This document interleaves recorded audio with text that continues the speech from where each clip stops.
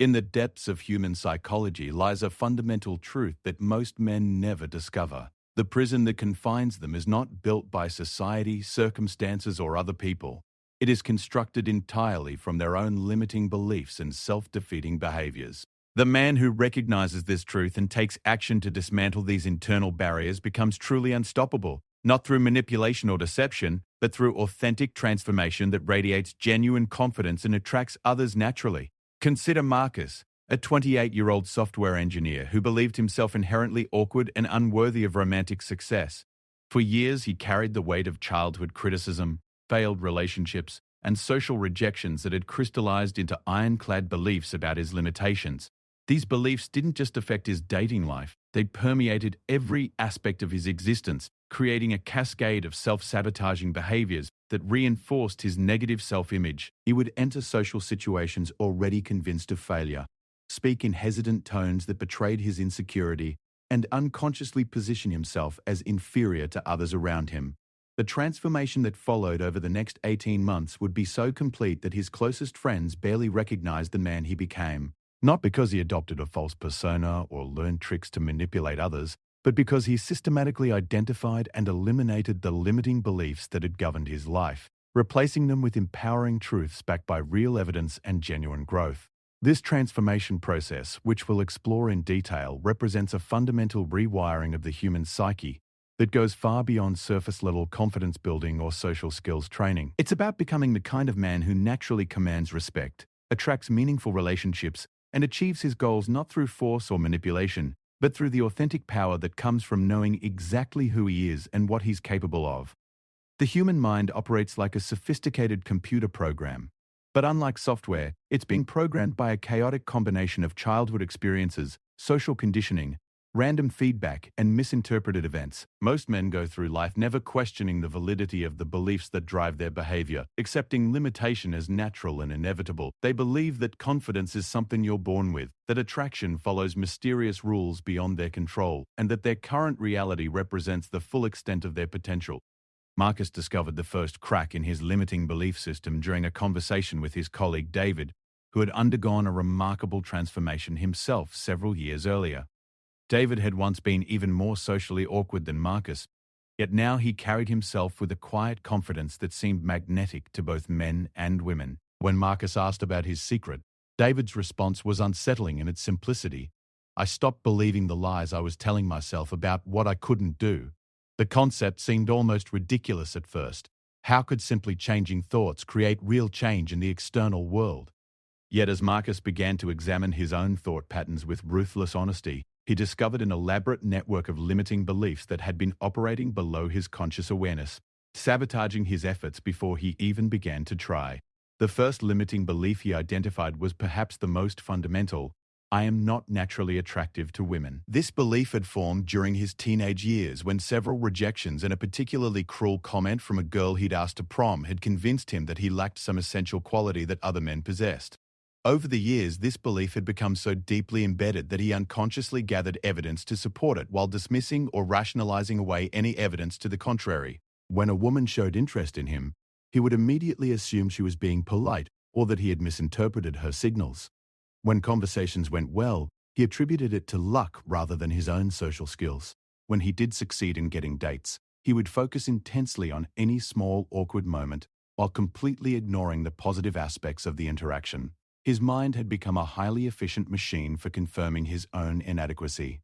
The second major limiting belief was even more insidious. I don't deserve success or happiness in relationships. This belief had roots in childhood experiences of criticism and conditional love, creating a deep sense that he needed to earn worthiness through achievement or self-sacrifice. Even when opportunities for romantic success presented themselves, he would unconsciously sabotage them through self-defeating behaviors, showing up late, saying inappropriate things, or simply failing to follow through on promising connections. As Marcus continued his self-examination, he uncovered layer after layer of limiting beliefs. Confident men are arrogant or fake. Women only want men with money or status. I'm too analytical to be spontaneous and fun. If I change myself, I'm being inauthentic. Each belief carried its own logical justifications and supporting evidence, creating what felt like an ironclad case for his limitations. The breakthrough came when he realized that beliefs are not facts. They are simply thoughts that have been repeated so often they feel true. The evidence he had gathered to support his limiting beliefs was not objective reality, but rather the filtered perception of a mind already convinced of its own limitations. He had been living inside a self-created story about who he was and what was possible for him, and that story was largely fiction. This recognition triggered what psychologists call cognitive dissonance, the uncomfortable tension that occurs when existing beliefs are challenged by new information. For most people, this discomfort leads to a quick return to familiar thought patterns. But Marcus made a different choice. He decided to embrace the discomfort as a sign that real change was beginning to occur. The process of identifying limiting beliefs requires what David had called brutal honesty, the willingness to examine your own thoughts and behaviors without the protection of ego or rationalization. Marcus began keeping a detailed journal of his internal dialogue, particularly in social situations. He recorded not just what happened externally, but what thoughts ran through his mind before, during, and after interactions with others. The patterns that emerged were shocking in their consistency. Before social events, his mind would generate elaborate scenarios of potential failure and embarrassment. During conversations, he would constantly monitor himself for signs of awkwardness, while simultaneously trying to predict whether the other person was losing interest. After social interactions, he would replay every moment, magnifying small mistakes while minimizing successes.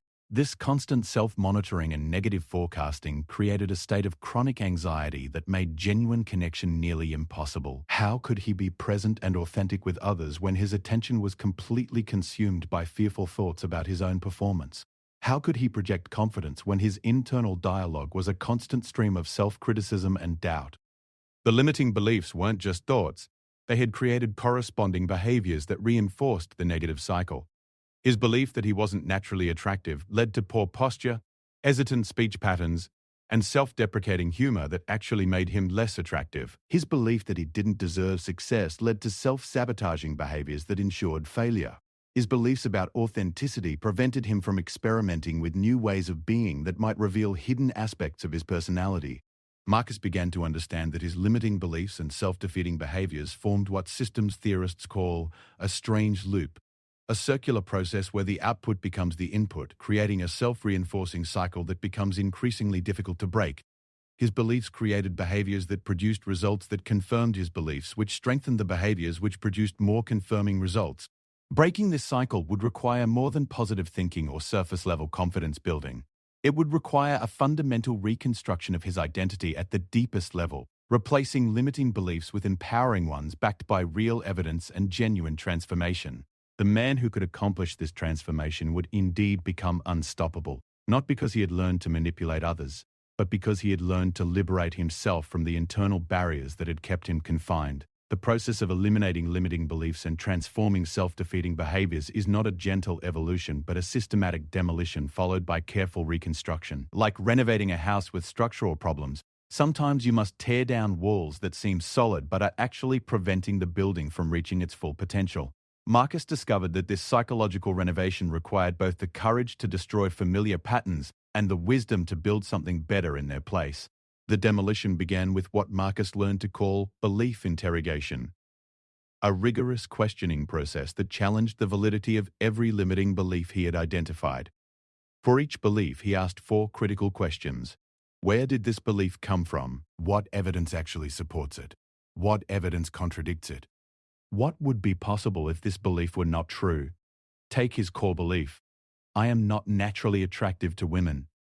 When Marcus traced the origin of this belief, he discovered it had formed primarily from 3 experiences during his teenage years, 2 rejections and 1 cruel comment, out of hundreds of social interactions during that period. The statistical insignificance of this sample size became obvious when viewed objectively. Moreover, his teenage self had been dealing with acne, social awkwardness common to that age, and a complete lack of understanding about attraction and social dynamics. The evidence supporting his belief was equally suspect when examined closely. Yes, he had experienced rejections and failed relationships, but so had virtually every man he knew, including those who are now successful in relationships. The few times women had shown clear interest in him, he had either failed to recognize it due to his belief-induced blind spots, or it unconsciously sabotaged the opportunity through self-defeating behaviors. More importantly, the evidence contradicting his belief was substantial when he stopped filtering it out. Female friends had complimented his intelligence, humor, and kindness. Several women had shown interest that he had missed or dismissed. His ex-girlfriends had cited his emotional unavailability and self-doubt as reasons for breakups, not his fundamental attractiveness. The pattern suggested that his belief, not his inherent qualities, was the primary obstacle to romantic success. The question of what would be possible if the belief were not true opened up entirely new horizons. If he were naturally attractive to women but had been unknowingly sabotaging himself, then learning proper social skills and developing genuine confidence could produce dramatically different results. If the problem was his behavior rather than his identity, then the problem was solvable. This interrogation process revealed that most of his limiting beliefs were based on insufficient evidence, misinterpreted experiences, or outdated information about himself and the world. But knowing this intellectually was not enough to create change. Beliefs that have been reinforced for years or decades have neural pathways as strong as superhighways in the brain. Changing them requires not just new information, but new experiences that contradict the old patterns. Marcus developed what he called his evidence collection project, a systematic approach to gathering real-world data that would either confirm or contradict his limiting beliefs. Instead of avoiding situations where his beliefs might be challenged, he actively sought them out. Instead of interpreting ambiguous social situations in ways that confirmed his limitations, he forced himself to consider alternative explanations. The first experiment was deceptively simple. For 1 week, he would make eye contact and smile at every person he encountered, regardless of gender or attractiveness. This violated his belief that he should avoid drawing attention to himself to prevent rejection or judgment. The results were immediate and undeniable. People responded positively far more often than his beliefs had predicted. Strangers smiled back, initiated conversations, and generally treated him with more warmth and respect than he had experienced when operating from his limiting beliefs. This small success created what psychologists call a mastery experience, evidence that contradicted his limiting beliefs through direct action rather than mere reasoning. Each positive interaction weakened the neural pathways supporting his old beliefs while strengthening new pathways that supported more empowering alternatives. The reconstruction phase required Marcus to consciously choose new beliefs to replace the limiting ones he was dismantling. This choice was crucial. Simply removing limiting beliefs without replacing them with empowering alternatives creates a psychological vacuum that the old patterns will eventually fill. The new beliefs had to be both empowering and believable, supported by evidence he could accept as valid. Instead of "I am not naturally attractive to women," Marcus chose to adopt "I am learning to express my natural attractiveness more effectively." This reframe acknowledged that attraction involves learnable skills while maintaining honesty about his current development level. Instead of "I don't deserve success in relationships," he adopted "I am becoming the kind of man who creates and maintains healthy, fulfilling relationships." Each new belief came with specific action steps designed to generate supporting evidence. To support his belief about learning to express attractiveness, he began studying social dynamics, improving his physical presentation, and practicing conversation skills. To support his belief about deserving relationship success, he began working on emotional intelligence, communication skills, and addressing the underlying insecurities that had driven his self-sabotaging behaviors. The behavioral changes that accompanied this belief reconstruction were profound.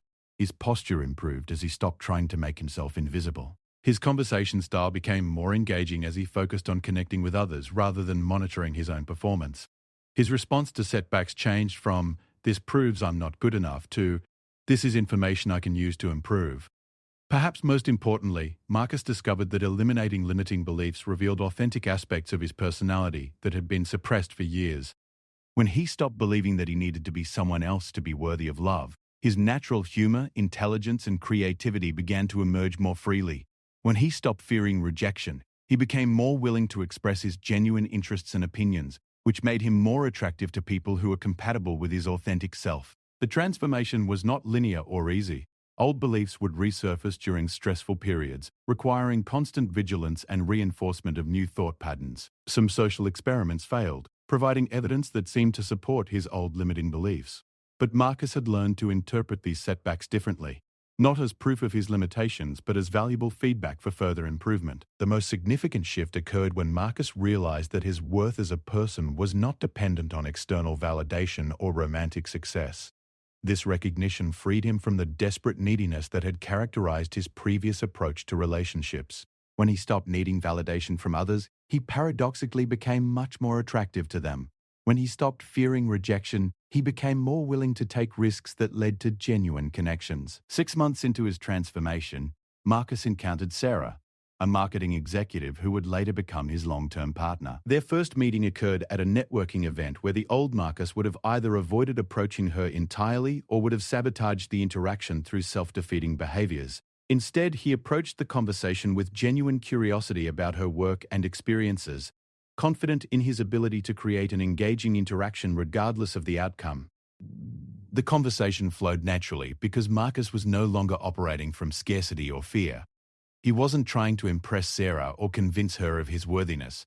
He was simply being his authentic self while remaining open to connection. When she expressed interest in continuing the conversation over coffee, he accepted gracefully, without the internal drama that would have accompanied such success in his previous state. Their relationship developed organically because it was built on a foundation of mutual respect and genuine compatibility rather than neediness or manipulation. Marcus had become the kind of man who naturally attracted healthy relationships, not because he had learned tricks or techniques, but because he had eliminated the internal barriers that had previously sabotaged his efforts. The final stage of Marcus's transformation revealed a truth that most men never discover. Authentic power comes not from dominating others, but from mastering yourself. The man who has eliminated his limiting beliefs and self-defeating behaviors possesses a form of personal magnetism that cannot be faked, manipulated, or learned through technique alone. This power emerges naturally from the integration of self-knowledge, emotional mastery, and unwavering commitment to personal growth. As Marcus continued to reinforce his new belief systems and behaviors, he noticed changes that extended far beyond his romantic life. His career began accelerating as increased confidence led to better presentations, more innovative thinking, and stronger leadership presence. His friendships deepened as authentic self-expression replaced the careful performance he had previously maintained. His overall life satisfaction increased dramatically as he began pursuing goals based on genuine desire rather than fear or social conditioning. The most profound change was in how others responded to him. Without consciously trying to be more attractive or influential, Marcus found that people naturally gravitated toward him. Colleagues sought his opinion on important matters. Friends invited him to exclusive social events. Women who had previously seemed uninterested began initiating conversations and suggesting meetings. This shift occurred not because Marcus had learned manipulation techniques or adopted an artificial persona, but because he had removed the internal barriers that had previously blocked the expression of his natural charisma. Confidence, humor, intelligence, and creativity had always been part of his personality, but limiting beliefs and self-defeating behaviors had kept these qualities hidden beneath layers of fear and self-doubt. The psychological principle underlying this transformation is what researchers call authentic leadership, the ability to influence others through genuine self-expression rather than force or deception. People are naturally drawn to individuals who are comfortable with themselves, clear about their values, and unafraid to express their authentic personality. This attraction occurs at an unconscious level and cannot be easily faked or manufactured through technique alone. Marcus began to understand that his earlier attempts to become more attractive had failed precisely because they had been based on becoming someone else rather than becoming more fully himself. He had tried to adopt the behaviors and personality traits of men he admired without recognizing that their attractiveness came from the authentic expression of their own unique qualities, not from following a universal template for success. This realization led to what Marcus called his authenticity experiment, a commitment to expressing his genuine thoughts, feelings, and desires regardless of how others might respond. This didn't mean becoming selfish or inconsiderate, but rather communicating honestly while remaining respectful of others' feelings and boundaries. The results were transformative. In professional settings, Marcus stopped pretending to agree with ideas he found flawed and began offering constructive alternatives. Instead of damaging his reputation, this honesty enhanced it. Colleagues began viewing him as someone whose opinion could be trusted and whose insights added real value to discussions. His willingness to disagree respectfully when necessary demonstrated confidence and integrity that impressed both peers and superiors. In social situations, Marcus stopped trying to be universally liked and began expressing his genuine interests and opinions. This naturally filtered his social circle toward people who appreciated his authentic personality, while distancing him from those who preferred superficial interactions. The quality of his friendships improved dramatically as they became based on genuine compatibility rather than careful performance. In romantic relationships, Marcus discovered that authenticity was the ultimate aphrodisiac. When he stopped trying to be what he thought women wanted and started being who he actually was, he attracted partners who were genuinely compatible with his personality and values. The relationships that developed were deeper and more satisfying because they were built on honest foundation rather than mutual deception. The transformation process had taught Marcus a crucial distinction between confidence and arrogance. Arrogance stems from insecurity masked by aggressive behavior and the need to prove superiority over others. Confidence emerges from genuine self-knowledge and the absence of need for external validation. The confident man doesn't need to diminish others to feel good about himself because his sense of worth comes from internal rather than comparative sources. This distinction became particularly important in Marcus's romantic relationships. His previous attempts to appear confident had often come across as arrogant because they were motivated by fear and the need to hide insecurity. True confidence, he discovered, was much more attractive because it created space for others to be themselves, rather than demanding constant validation or admiration. Sarah later told him that what had initially attracted her was not any particular thing he had said or done, but rather the sense that he was completely comfortable being himself in her presence. This comfort had made her feel safe to be authentic as well, creating the foundation for genuine intimacy that many relationships never achieve. The ripple effects of Marcus's transformation extended into areas he had never anticipated. His relationship with his family improved as he stopped seeking their approval and began relating to them as an autonomous adult. His financial situation strengthened as increased confidence led to better career decisions and negotiation skills. His physical health improved as reduced stress and increased self-respect motivated better lifestyle choices. Perhaps most importantly, Marcus developed what he called emotional immunity, the ability to remain centered and confident regardless of external circumstances or other people's opinions. This didn't mean becoming indifferent to feedback or insensitive to others' feelings, but rather maintaining a stable sense of self-worth that wasn't dependent on external validation. This emotional immunity proved invaluable in all areas of life. In professional situations, he could take risks and express innovative ideas without being paralyzed by fear of criticism. In social settings, he could be genuinely interested in others without needing their approval to feel good about himself. In romantic relationships, he could express love and vulnerability without the desperate neediness that had characterized his previous approaches. The man Marcus had become was indeed unstoppable, in the sense that his limiting beliefs and self-defeating behaviors no longer had the power to sabotage his efforts. This didn't mean he achieved everything he attempted or never experienced setbacks, but rather that obstacles became challenges to overcome, rather than evidence of his limitations. When faced with rejection in any context, Marcus no longer interpreted it as confirmation of his inadequacy. Instead, he viewed it as information about compatibility, timing, or areas for potential improvement. This shift in interpretation allowed him to learn from every experience rather than being demoralized by temporary setbacks. The transformation process had revealed that most of what people call natural talent in social or romantic contexts is actually the absence of limiting beliefs and self-defeating behaviors. The naturally confident man is not necessarily born with special gifts, but rather has never developed or has eliminated the internal barriers that prevent most people from expressing their authentic personality freely. Marcus's journey from self-doubt to authentic confidence had taken approximately 18 months of consistent work.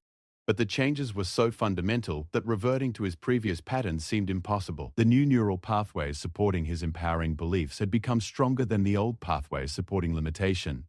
The behaviors that emerged from confidence had replaced the self-defeating patterns that had emerged from fear. 3 years after beginning his transformation, Marcus reflected on the journey with a sense of profound gratitude for the challenges that had forced him to grow.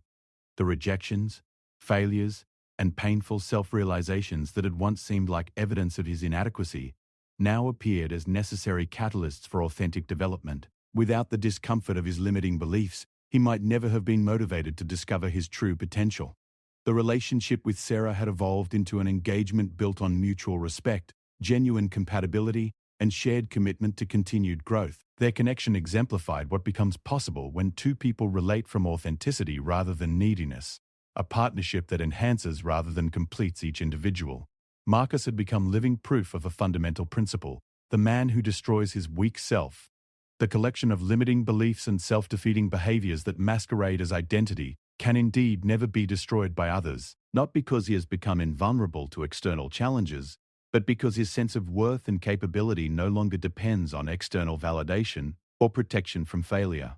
This inner strength manifests as natural magnetism that attracts others without effort or manipulation. People are drawn to those who are comfortable with themselves, clear about their values, and committed to authentic expression.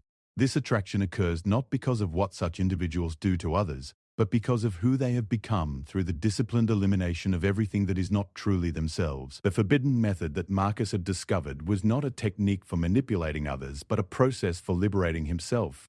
In freeing himself from the prison of limiting beliefs and self-defeating behaviors, he had become the kind of man who naturally inspires others to want to be in his presence. This transformation represents the ultimate victory, not over other people, but over the internal enemies that had kept him from expressing his full potential. The man who achieves this victory becomes truly unstoppable, not because he can control external circumstances, but because he has mastered the one thing that is completely within his control: himself. This mastery creates a foundation of unshakable confidence that no external force can destroy, and from this foundation, everything becomes possible. Claude is AI and can make mistakes. Please double-check responses.